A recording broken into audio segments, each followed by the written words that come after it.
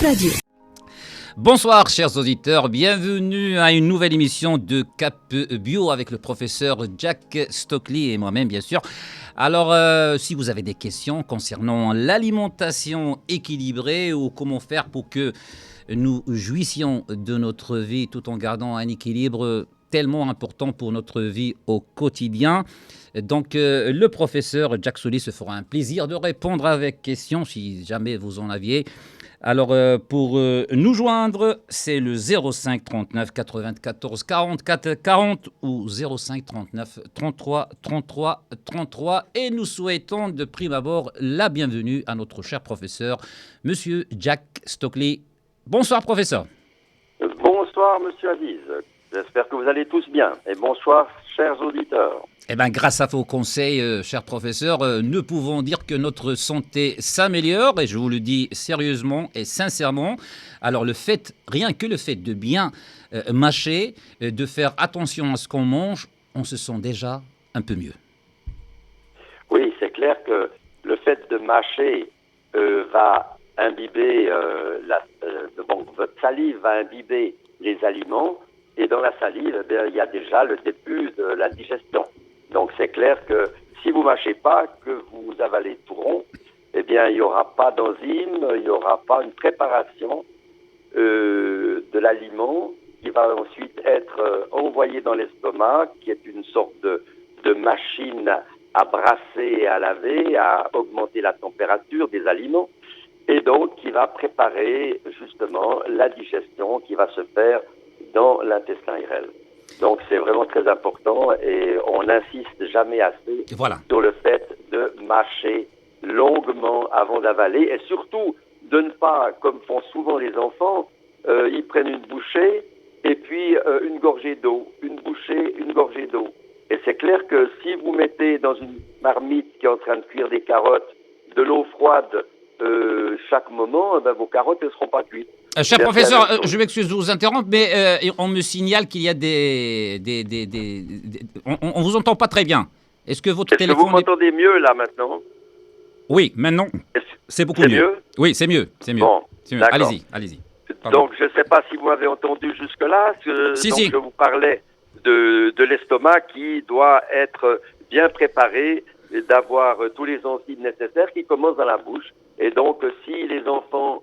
je me répète peut-être, si vous n'avez pas entendu, mais si les enfants boivent souvent une gorgée avec une bouchée d'aliments, eh bien, ça c'est un peu comme si on mettait de l'eau froide dans une marmite qui est en train de cuire des carottes ou d'autres légumes. Donc, on refroidit le bol alimentaire et donc la digestion se fera mal. Mais aujourd'hui, en fait, j'aimerais taper sur le clou du diabète. Je reviens un petit peu sur le diabète parce que c'est quelque chose d'excessivement important. Sûrement. Et dernièrement, cette semaine, j'ai eu malheureusement un jeune qui est mort du diabète. Oh donc, je pense que nous en sommes sincèrement désolés. Oui, vraiment, c'était quelque chose de très triste de voir qu'un gamin de 24 ans mourait de diabète. Et lorsque je disais l'autre jour qu'il y avait 35 millions de gens qui mouraient à cause du sucre chaque année, eh bien, je n'exagère pas. 35 millions, c'est beaucoup plus que le Covid-19. Juste pour mettre les points sur les i. Voilà. Ça fait une personne chaque seconde qui meurt du diabète. Donc, et là... Et aussi, il y a beaucoup de gens qui ne savent pas qu'ils ont le diabète aussi, cher professeur. Il y a ça, exactement. Il ne faut pas oublier qu'il y a deux diabètes. Il y a le diabète de type 1 et le diabète de type 2. Le diabète de type 1, en fait, on ne peut pas faire grand-chose que de se piquer à l'insuline. C'est en fait une destruction des cellules bêta du pancréas le système immunitaire se retourne contre les cellules bêta et les détruisent. Donc, en général, c'est un diabète qui apparaît très jeune. Lorsque l'enfant passe du lait maternel au lait de vache, on a remarqué qu'il y avait une augmentation. Donc, ce Cher diabète-là, professeur, je m'excuse de vous interrompre, mais pour les gens qui nous écoutent, pour nos chers auditeurs, donc il y a sûrement des mamans qui pourront être éventuellement inquiétées. Alors, comment ils peuvent déceler, quels sont les symptômes primaires pour voir, par exemple, ils ont des enfants au bas âge, comment ils pourraient éventuellement noter que leur cher bambin souffre éventuellement ou présente des symptômes de ce diabète de type 1? alors en général, l'enfant qui attrape ce diabète de type 1 vers les 2-3 ans commence à avoir énormément soif, il va boire beaucoup, il va faire pipi beaucoup. Donc en fait, déjà là, on a une indication. Et puis, on aura des enfants qui auront des petites pathologies qui seront les blessures ne se fermeront pas. Et donc, on va certainement très vite s'apercevoir qu'il y a quelque chose qui ne va pas, l'envoyer chez le médecin. Et en général, le médecin le verra tout de suite. Il y aura des analyses de sang qui se feront immédiatement. Et en général, on s'aperçoit rapidement que l'enfant a un diabète de type 1. Surtout qu'en réalité, les hyperglycémies sont moins catastrophiques que les hypos. Alors donc, si on ne soigne pas, si l'enfant n'a pas pris un médicament antidiabétique, eh bien, il ne risquera pas de faire une hypo. Mais par contre, ça ne veut pas dire qu'à long terme, l'hyperglycémie, elle n'est pas aussi excessivement grave. Mais en général, les parents s'apercevront peut-être pas très rapidement. Et ça va être un diabète qui va, une destruction lente des cellules bêta qui vont amener à consulter des fois, même très tard, vers 10, 11, 12 ans. Mais donc, c'est important de voir lorsque l'enfant ou même l'adulte de 20 ans commence à avoir très soif, a des transpirations, fait souvent pipi, les blessures ne se guérissent pas facilement lorsqu'il se coupe ou lorsqu'il se blesse. Il faut tout de suite avoir à l'idée que ça peut être un diabète de type 1. D'accord. Donc voilà la différence. Le diabète de type 1, c'est uniquement traitable à l'insuline et malheureusement, on ne peut rien faire pour le moment. Peut-être que d'ici quelques temps, on aura des possibilités de recréer les cellules à partir de cellules souches, donc de recréer ces cellules du bêta du pancréas. Mais pour le moment, il n'y a rien d'autre que l'insuline. D'accord. Maintenant, il y a le diabète de type 2. Et c'est là où il faut vraiment être excessivement vigilant. Parce que le diabète de type 2 va commencer aussi, lui, très tranquillement. On ne s'en apercevra pas tout de suite. On aura des enfants qui boiront beaucoup d'eau, mais comme souvent les enfants ont soif, donc on ne va pas tellement s'inquiéter. Mais normalement, le diabète de type 2, ça arrive lorsque on a 40, 45, 50 ans, on a abusé des sucres, des graisses et des petits gâteaux, etc. Là, on déclenche ce diabète de type 2. Mais malheureusement, depuis une dizaine d'années, on s'aperçoit que des enfants de 10, 11, 12 ans... Cher professeur, je m'excuse encore une fois de vous interrompre, mais est-ce que vous écoutez avec des écouteurs? Est-ce que vous nous écoutez avec des écouteurs? Ben justement, ben ça pose problème, il y a des interférences. Oui, il y a beaucoup d'interférences. Est-ce que vous pouvez, comme vous le faites normalement, sans écouteurs? J'ai toujours fait avec les écouteurs jusqu'à maintenant. Ah d'accord. Et attendez, je vais mettre les écouteurs devant ma bouche, peut-être que ça ira mieux. Vous m'entendez mieux là? Est-ce que comme ça? Oui. Maintenant, il n'y a pas d'interférence. Bon, je vais essayer de ne pas bouger mon micro. Parfait. Alors, donc, nous parlions de ces enfants de 10, 11, 12 ans qui ont bien souvent un syndrome métabolique. Ça veut dire qu'ils ont un tour de taille excessif, donc ils ont engraissé et ils sont déjà dans l'obésité. Et l'obésité va déclencher ce diabète de type 2.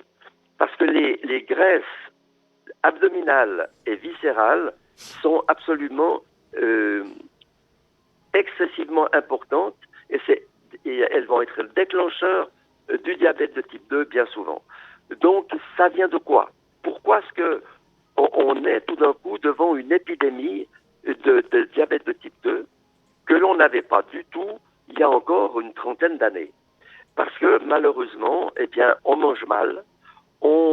Les parents, des fois, sont gênés, disent on va pas priver notre enfant d'une barre de chocolat, d'un petit tour dans une certaine, dans certains restaurants avec un grand M. Euh, Oui. donc, on va dire oui, mais c'est pour petit. Ils ont envie d'y aller, ils donnent des cadeaux. On va y aller de temps en temps. Ben Eh ben, justement, j'aurais une question à vous poser, mais je vais la garder jusqu'à la fin de l'émission. Justement, une question un petit peu Ben, je me réserve ce droit, mais jusqu'à la fin de l'émission, je d'accord, vous laisse continuer. d'accord. Donc, ces aliments qui sont des aliments mélangés avec du sucre et de la graisse. Donc, ce sucre qui est en fait le résultat de farine. Ben, je ne sais pas si vous savez que au Maroc, les meuniers mettent, lorsqu'ils sont en train de moudre la farine, ils ajoutent du sucre à la farine. Alors, il y a déjà le sucre de la farine, plus le sucre qu'on met dans la farine, plus le sucre qu'on va mettre sur le pain, que les mélangés vont mettre sur le pain, afin de faire en sorte que le pain croustille et soit bien doré.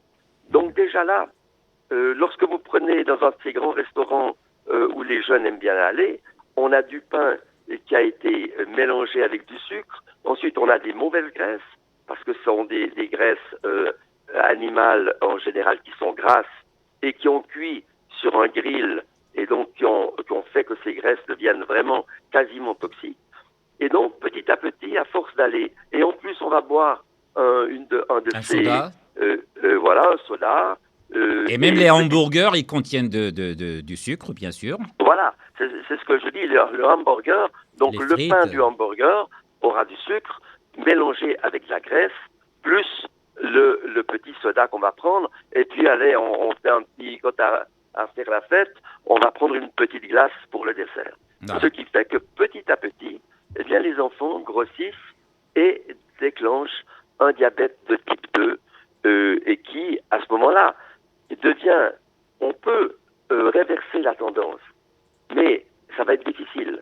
Une fois que le diabète de type 2 va être enclenché, on s'en apercevra peut-être pas tout de suite, mais petit à petit, on va avoir des séquelles, comme je vous disais tout à l'heure, les blessures se ferment mal, donc il y a des risques d'infection, et petit à petit, on s'en va vers des maladies beaucoup plus graves, telles que des maladies de l'œil, la rétine va tout d'un coup ne plus réagir, donc on aura une cécité très rapide chez, Oh par là là. exemple, dans la quarantaine, on voit déjà des gens qui ont beaucoup de difficultés à voir et à 50, 60 ans, on a des personnes qui sont quasiment aveugles à cause du diabète.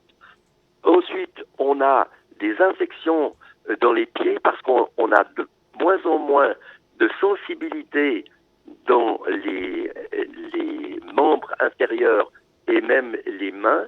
Et petit à petit, on se blesse, mais on ne le sent pas. Et comme on ne le sent pas, on ne va pas soigner ces blessures. Et donc, on va déclencher des infections graves qui peuvent conduire à l'amputation. Oh là là. Donc, c'est vraiment une maladie dont on ne parle pas.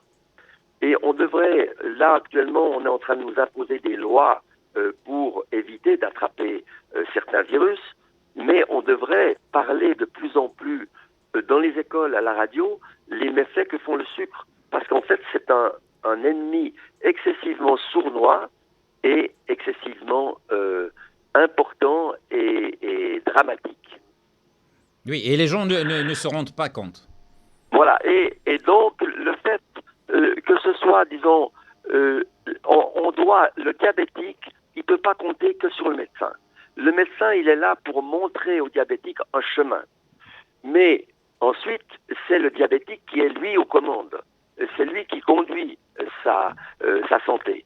Donc, s'il est continuellement tenté par des publicités bien souvent mensongères qu'on voit à la télévision, Bien où sûr. on vous dit Ça de sert à voter vendre. ceci. Ah oui, ça sert à vendre, malheureusement.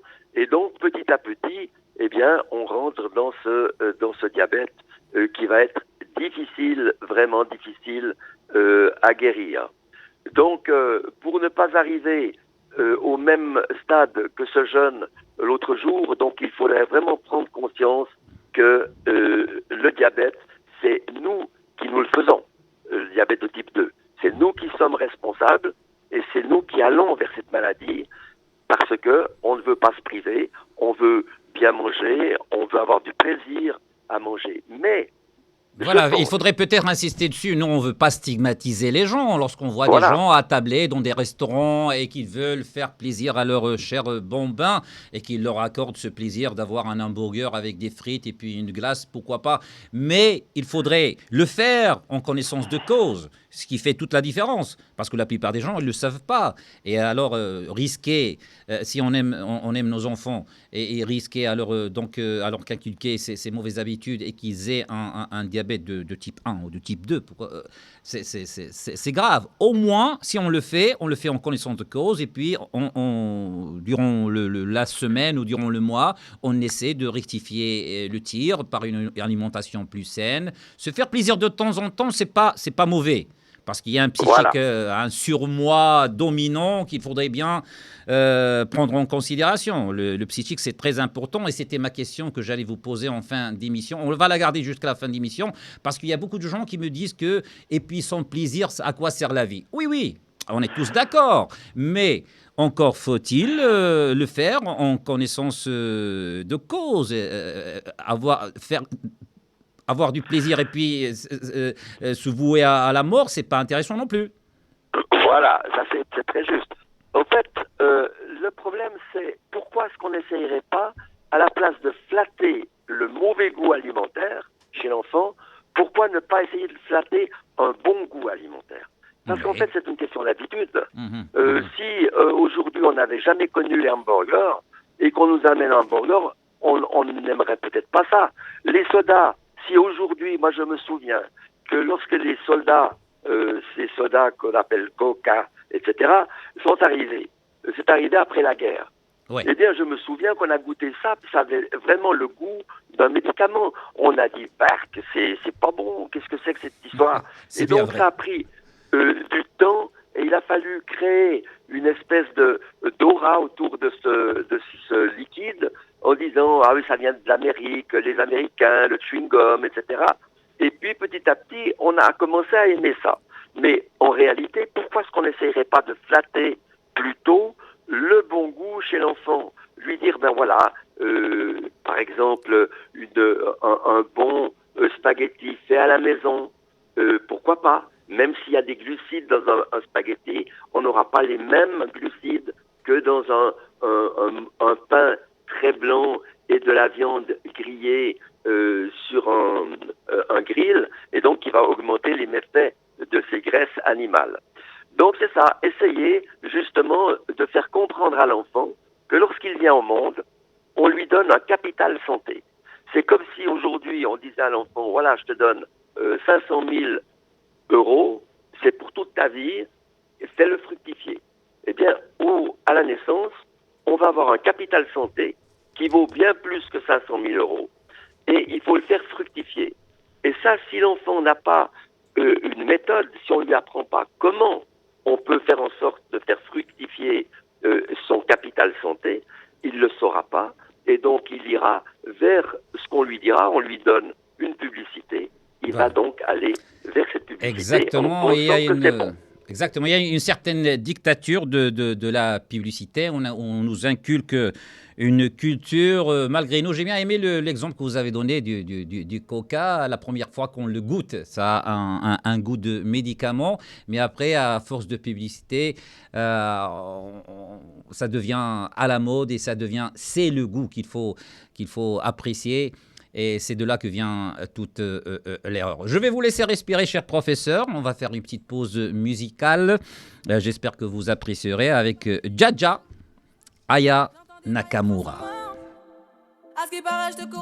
Nous sommes toujours en direct, chers professeurs, en direct de nos studios de Cap Radio à Tanger. L'émission s'appelle Cap Bio. Vous êtes le bienvenu si vous avez des questions ou si vous voulez donner votre avis. Pour nous joindre, les numéros de téléphone sont les suivants, 05 39 94 44 40 ou le 05 39 33 33.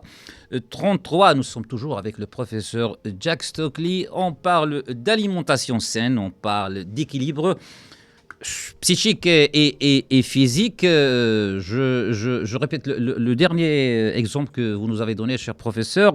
Il semble qu'il y ait un diktat de la publicité pour vivre heureux. Mangeons des hamburgers et des pizzas et buvons du soda. Oui, mais là, on risque notre vie quand même. On ne demande pas de se priver de plaisir, mais il faut qu'il y ait un juste équilibre entre le psychique, qui nous demande du plaisir, bien sûr, mais aussi entre tout ce qui est physique, qui nous demande un peu d'exercice et une alimentation plus saine. Voilà, vous avez tout à fait raison. Et le problème maintenant, donc, c'est qu'on a parlé de ce diabète et qu'on a peinturé un petit peu la paroi en noir. On peut aussi intervenir lorsqu'on a un diabète de type 2, on peut regresser. Et par exemple, il y a un...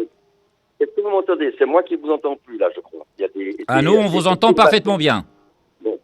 Alors, le chrome, par exemple, qui est un oligoélément, le chrome intervient dans le métabolisme du glucose.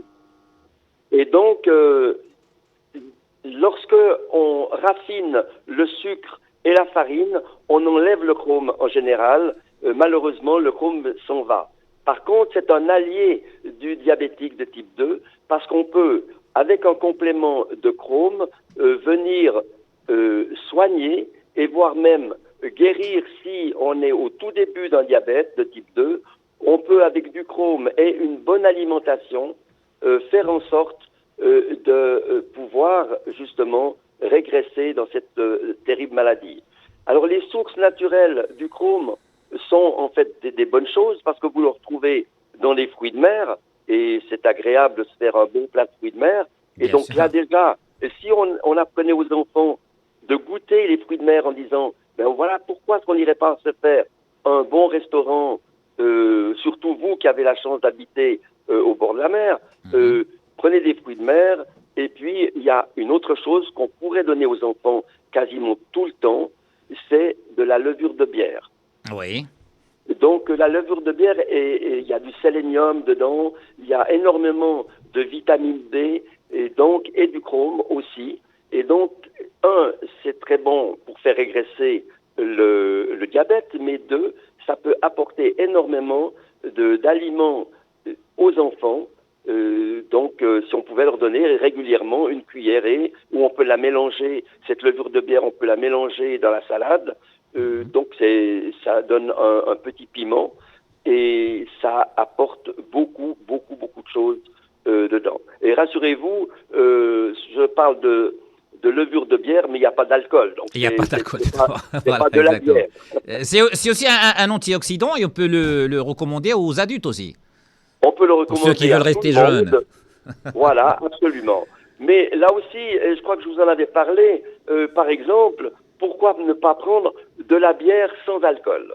Alors, il y a beaucoup de gens qui ont envie ou auraient envie de boire de la bière, mais à cause de la culture, n'en prennent pas. Et il se fait de la bière sans alcool, et il y a énormément de qualité dans cette bière, parce qu'il y a du houblon, il y a du blé, il y a de très bonnes choses qui ont énormément de qualité. Hein, on a eu une étude qui est sortie sur la consommation de la bière de blé sans alcool pour aider les sportifs à réduire leur risque d'inflammation, d'avoir certaines maladies physiques. Donc, boire une bière sans alcool, pourquoi pas, mais... Eh bien, pourquoi pas, et c'est parfaitement halal. Si vous permettez, cher professeur, on a un appel, je vais le prendre. Oui. Allô, bonsoir. Bonsoir, monsieur. Je suis très ravi de poser deux petites questions. Je suis de l'Aïon, c'est la Khalayoun. Khallayoun de l'Ayoun. Oui, Ça rime parfaitement. Bienvenue, cher monsieur. Allez-y, posez votre question. ah oui, monsieur, pour le sud du Maroc, le Maroc, le sud, on utilise le thé après le repas. Mhm. Qu'est-ce qu'il provoque pour les jeunes vieux, il provoque comment ça, je ne sais pas qu'est-ce qu'il fait pour la santé. Est-ce que c'est bon pour la santé? Voilà, Oui, oui, pour les adultes et pour les comment enfants. on appelle, Les enfants. les nourrissons, comment dire, les petits. Les petits. Et D'accord. la deuxième question pour les produits alimentaires, ce que se trouve dans les sardines, dans les boîtes de conserve, tout, dans comment on appelle, les pois chiches, tout ça. Est-ce qu'il fait qu'on dit le docteur, après, par exemple, c'est pas des maladies tout de suite, après 10 ans, 15 ans, D'accord. je ne sais pas Des comment. conserves, vous parlez des conserves. Voilà. Oui, des conserves, D'accord. c'est clair, c'est clair. C'est clair, c'est parfaitement clair. Je vous remercie, monsieur Khallayoun de l'Ayoun. Un grand bonjour à tous les habitants de l'Ayoun, de notre chère région du Sud. Merci. Bon, professeur, vous avez carte blanche ou vous répondez à la question. On continue Voilà. sur Alors, notre lancée. j'ai mal compris. C'est moi qui avais des problèmes d'audition, là. Je vous répète j'ai- les questions. Voilà. C'était parfaitement clair. Alors, le monsieur, je crois qu'on en avait parlé dans des émissions précédentes. Alors, il pose la question très claire. Dans le Sud, ils boivent beaucoup de thé. Il dit qu'ils boivent beaucoup de thé après les repas. Est-ce que c'est mauvais pour les adultes et pour les petits? Parce qu'ils ont pour coutume de boire du thé pendant tout le jour, après le petit déjeuner, après le déjeuner, après le dîner. Alors, est-ce que c'est mauvais pour la santé? Et puis, il pose une autre question sur les conserves cette fois-ci. C'est vrai, ils consomment beaucoup de poissons en conserve cette fois-ci. Alors, il dit qu'il consomme beaucoup de produits en conserve, les pois chiches, les sardines. Est-ce que ça a des répercussions sur la santé à moyen et à long terme? D'accord. Alors, donc, pour les conserves, ça ne pose aucun problème, pour autant que les conserves soient bien faites, qu'il n'y ait pas eu, pour faire attention, qu'il n'y ait pas eu de l'air dedans et que la conserve, que la boîte soit gonflée. Donc, mais si les conserves sont bonnes, surtout pour les sardines, en effet, bien souvent, la sardine va être plus fraîche en boîte que sur les marchés lorsqu'elle a traîné un petit peu. Ça rassure, là. Parfait. Parfait. Par contre, les pois chiches, je suis surpris qu'on pose la question des pois chiches, parce qu'en fait, pour quelle raison prendre une boîte de pois chiches lorsque le pois chiche se transporte partout, même dans le désert? On n'a qu'à ensuite le mettre dans l'eau et le cuire. Donc, moi, je préférerais à ce moment-là le pois chiche, ne pas le prendre en boîte, mais le faire comme on le fait ici aussi. Non. Pour les pois chiches, je ne prendrai pas de conserve, mais pour les sardines, oui, pour le thon. Maintenant, aussi, il faut savoir d'où viennent. Par exemple, le thon, d'où il vient. Si c'est un thon qui arrive du Japon, avec tout ce qu'ils ont eu comme problème au niveau de leur centrale, donc j'hésiterais d'en prendre. Mais si ça vient des côtes marocaines... Non, c'est sûr que c'est des côtes marocaines. Voilà. Alors donc, aucun problème. On peut... sont pour lécher les babines. C'est très bon. Voilà. Et un petit encouragement pour le produit national. Voilà, alors le professeur insiste sur le fait que les conserves de sardines, peut-être que en conserve, c'est encore plus frais qu'en nature. Eh bien, c'est tant mieux, parce que... Entre parenthèses, j'ai vu dernièrement un film très récent, français, et il y a un monsieur qui prenait son déjeuner avec des conserves de sardines, et j'ai bien vu que c'était des sardines marocaines, ça m'a fait plaisir, et puis c'est bon pour la santé. Oui, du reste, j'en ai trouvé à Ottawa, au Canada, dans un magasin qui vendait des sardines marocaines, et ça m'avait fait aussi un petit clin d'œil. Moi qui mange pas beaucoup de sardines, mais je m'en suis fait quand même une petite boîte pour le souvenir. Bon, la première question, c'était, on a dit... C'était à propos du thé. Alors, oui, au sud du Maroc, ils prennent beaucoup de thé après le petit déjeuner, après le déjeuner, après le dîner. Ils posent la question, est-ce que c'est mauvais pour la santé? Voilà, alors oui et non.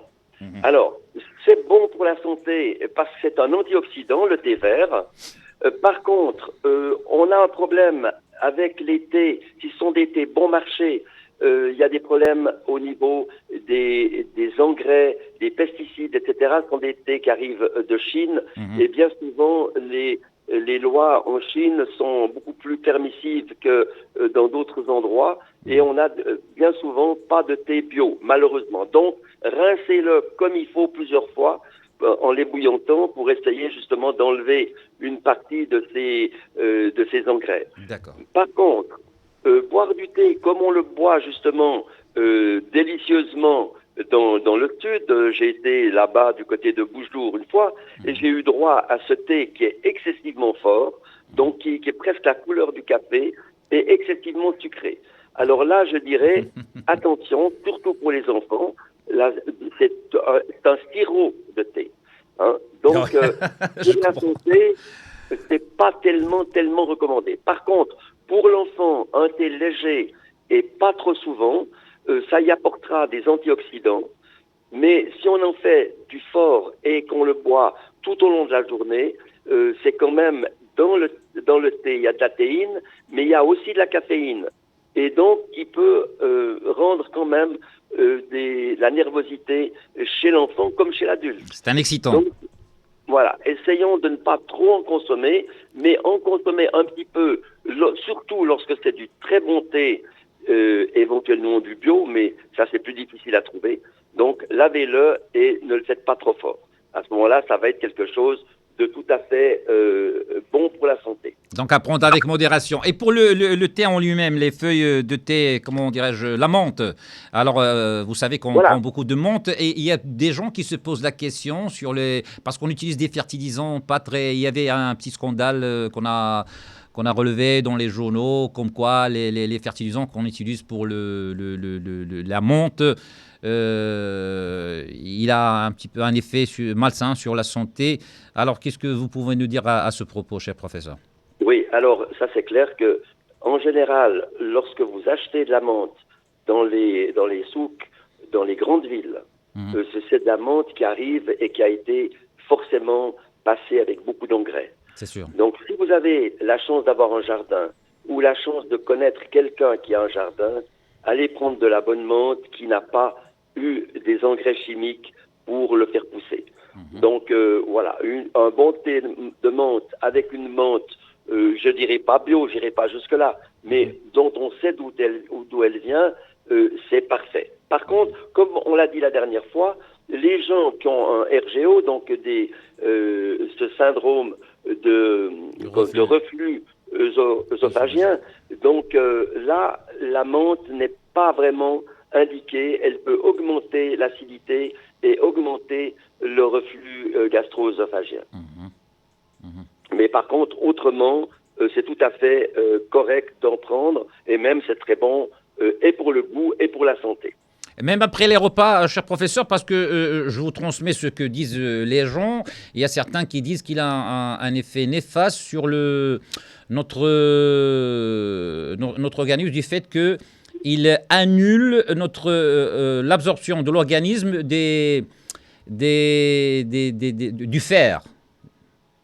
Ah oui, alors là, vous parlez du thé noir. Ça, c'est pas le thé que l'on trouve ici. Ici, on a un thé vert qui n'a pas les mêmes propriétés pour le fer. Donc, les gens qui sont anémiques peuvent continuer de prendre du thé vert, mais surtout pas le thé noir qui a été fermenté, qui, lui, est un inhibiteur du fer. Donc, il vaut mieux prendre du thé vert. Mais avec le thé vert, au contraire, en digestion après le repas, bien entendu, n'en buvons pas 1 litre, mais un petit thé peut être que favorable, puisque on va aider la digestion en apportant quelque chose de chaud qui va donc aider à faire monter cette température, puisque en fait l'estomac a pour obligation de tout mettre à 37 degrés, 37-38 degrés.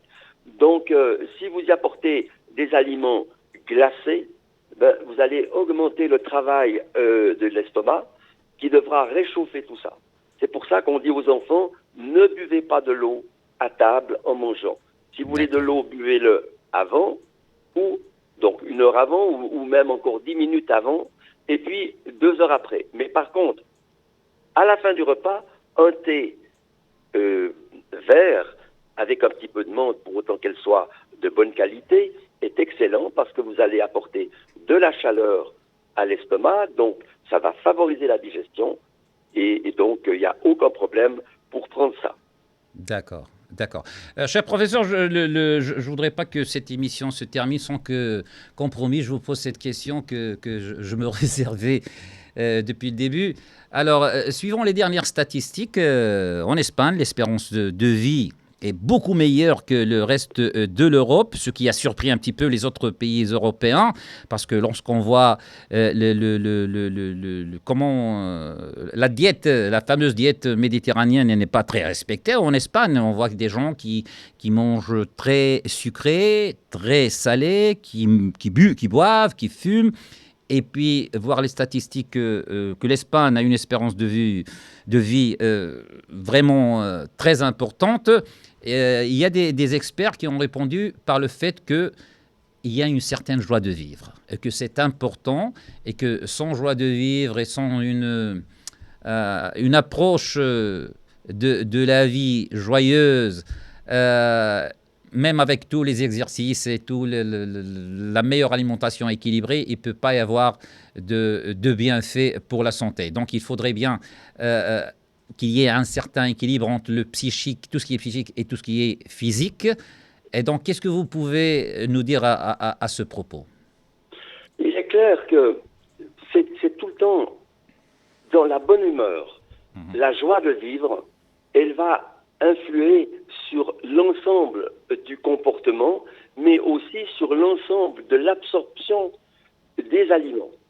Lorsque vous mangez rapidement, sans un repas, c'est convivial. Et lorsque vous allez en Espagne, si vous rentrez dans un restaurant, vous voyez les gens ils qui sont attablés de bonne humeur. Ça rigole, Ouais. on est bien, c'est un moment, disons, de détente. Très spécial, le moment de l'alimentation. Et je suis souvent surpris de voir ici au Maroc que souvent, peut-être plus dans les campagnes que dans les villes, mais j'ai été beaucoup dans les campagnes et je m'aperçois que les gens, ils arrivent autour de la table, ils mangent vite et ensuite ils se retirent, ils vont sur un divan, et même si les autres n'ont pas terminé. Donc en fait, on a l'impression que c'est un devoir, on s'alimente. Voilà, mais on s'alimente. L'alimentation, c'est un plaisir, c'est la convivialité, c'est la bonne humeur. Et comme ça, vous allez beaucoup mieux absorber les éléments indispensables à la vie. Vous marcherez plus longtemps, vous mangerez aussi beaucoup moins parce que il y a la discussion, donc on fait traîner le repas.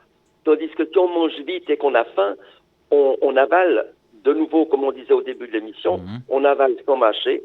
Et donc, on va avoir aucun profit à tirer de l'alimentation.